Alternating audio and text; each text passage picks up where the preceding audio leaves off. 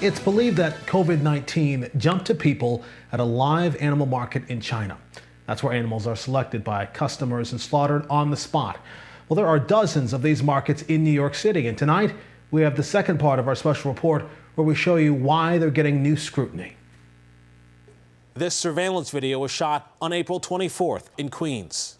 The chickens are out. It's 9:30 in the morning. They always deliver before 8. It's only 45 degrees, and they're just sitting out there in the pouring rain. Animal rights activist Donnie Moss tweeted this video. And through his website, he publicizes protests against live markets. Suspend live markets! They call themselves live markets, but these are in fact storefront slaughterhouses. Dr. Neal Barnard of the Physicians Committee for Responsible Medicine agrees. Close down these neighborhood slaughterhouses that are a cauldron of disease. We do have reports from individuals who have contracted E. coli. Imran Oden says cleanliness is a priority at his halal live market in Ozone Park, Queens. He thinks the state does a good job watching over the industry. We're regularly inspected. Inspectors are always, looking over our shoulder. As long as people are in compliance, I don't see an issue. But Oden's Madonna Halal looks a lot different than many other live markets. He also has a surprising diversity in his customers. I also have a lot of Jewish clientele. Rabbis will come in with the person who's, able to perform the slaughter for the kosher community. In fact, the Hasidic community is responsible for the most controversial live markets outdoors in Brooklyn. On the eve of Yom Kippur, members perform a ritual called Kippuros. Roosters and chickens are waved overhead. They symbolically take on a person's sins.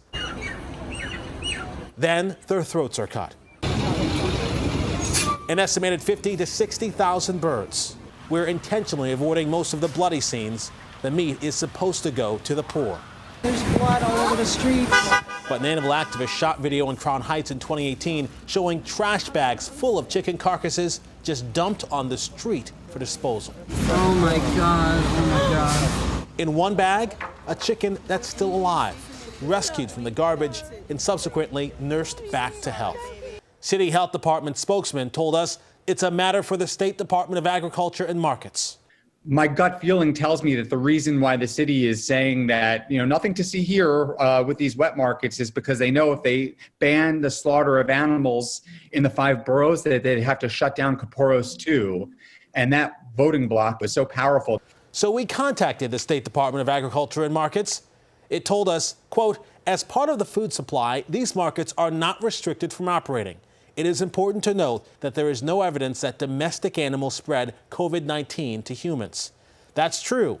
After all, it's believed COVID-19 went from a bat or maybe a pangolin to a person. But Dr. Barnard points out that the CDC issued a chilling warning just 5 years ago.